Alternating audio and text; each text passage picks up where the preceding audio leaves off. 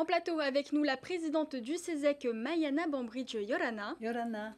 Alors, vous venez d'être élue à la tête du CESEC après un scrutin serré, 23 voix sur 42 au terme de 3 tours.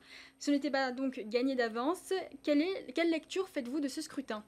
Alors, il faut savoir qu'au CESEC, la loi prévoit que même les absents comptent pour le comptage global des voix. Donc aujourd'hui, nous avions 9 absents et sur les 42 présents, ce n'était pas la majorité des 42, mais la majorité des 51. Donc c'est vrai que c'est un peu plus compliqué qu'à la normale, mais ceci étant, c'est la voie démocratique, c'est ainsi, et puis on l'accepte sans aucun problème. Ce n'est pas un jeu, c'est quelque chose de sérieux, mais on va continuer. Ma prédécesseur Voltina Ruatarua Dauphin a occupé ce poste pendant 2 ans de manière remarquable. Et donc, on va chausser les mêmes chaussures. Et puis, une femme élue à ce poste dans un univers encore très masculin, qu'est-ce que cela vous inspire? Là, par contre, ça n'a pas beaucoup changé. L'univers masculin du CESEC qui peut être reproduit dans d'autres structures, hein, euh, comment dire, est pas compliqué, mais il faut pouvoir se faire entendre malgré tout, et nous sommes suffisamment de femmes au CESEC pour que nos voix puissent être entendues. Après, ce n'est pas une question de sexe, d'homme ou de femme, c'est vraiment une question de débat d'idées, et il est évident que nos idées sont certainement beaucoup plus difficiles, compliquées à faire entendre que les leurs. D'abord, ils parlent plus fort. Mayana Bambridge, vous êtes connue pour votre engagement de longue date dans la vie sociale, la vie chère et les familles en difficulté. Ce sont des causes que vous portez depuis très longtemps. Est-ce que cela restera votre priorité? Alors, je représente la Fédération des organismes socio-éducatifs au CESEC. Et cette fédération porte et gère 14 foyers d'accueil des sans-voix, des plus démunis d'entre nous tous. Certes, c'est un sujet que je connais bien, mais à la tête de l'institution, ce sujet viendra enrichir les débats, mais pas que. Je dois porter la voix de l'ensemble des membres de l'institution, c'est-à-dire de toutes les préoccupations qui nous concernent et qui concernent la Polynésie. Pas simplement, malheureusement, les causes que je peux défendre avec mes amis. Et selon vous, quels seront les grands défis que le CESEC devra relever dans les mois à venir?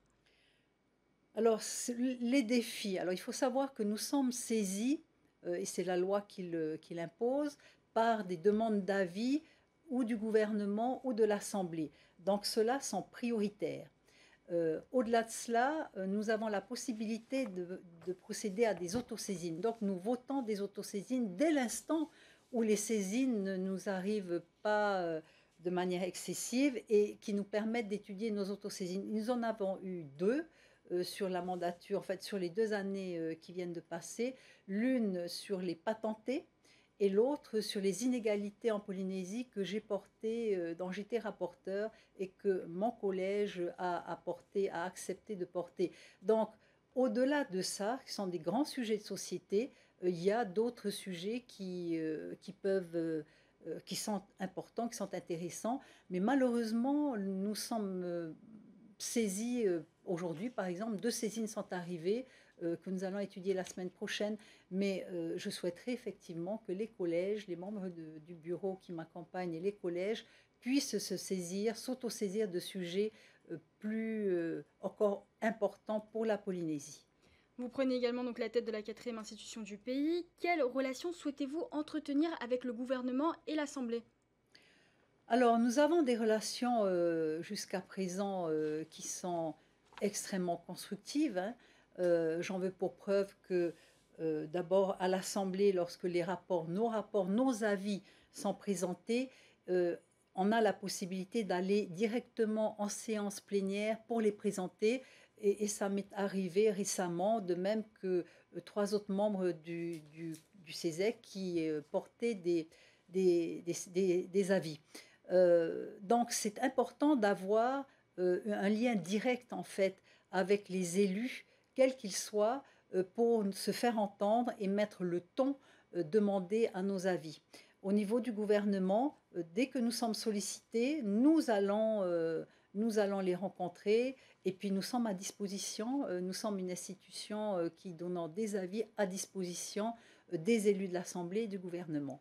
Votre prédécesseur Voltinaro Matarua Dauphin estime que le CESEC devrait s'emparer de sujets beaucoup plus universels. Est-ce que vous partagez cette vision? Absolument, absolument. C'est ce que nous avons fait récemment en participant à l'UNOC au mois de juin à Nice de cette année. Et nous avons décidé d'y participer parce que c'est un sujet qui nous concerne tous, la Polynésie. Et d'ailleurs, je l'ai dit ce matin dans mon discours, notre présence a été importante et a permis aussi de faire entendre la voix des Polynésiens. Et enfin, comment envisagez-vous de rapprocher davantage les travaux du CESEC et de la population afin que ces avis soient mieux compris et mieux relayés? Alors nous avons fait récemment deux consultations populaires par Internet, l'une sur l'océan et l'autre sur la fin de vie. Et c'était extrêmement riche, riche pour nous, nous membres du CESEC, parce que nous pouvons puiser dans ces avis, dans les personnes qui nous répondent. Et nous en avons eu près de 800 pour la fin de vie, par exemple.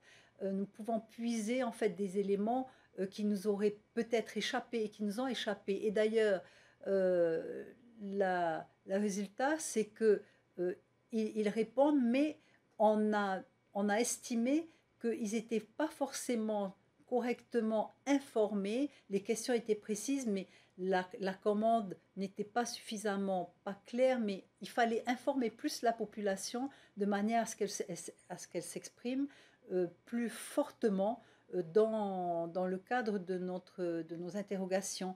Et c'est une manière que l'on aura de continuer à communiquer, plus d'autres que nous verrons ensemble avec les membres du bureau. Mais il faut communiquer de manière à ce que les avis du CESEC, quels qu'ils soient, puissent être portés à l'attention de la population. Merci, Mayana Bambridge, d'avoir accepté notre invitation. Merci à vous.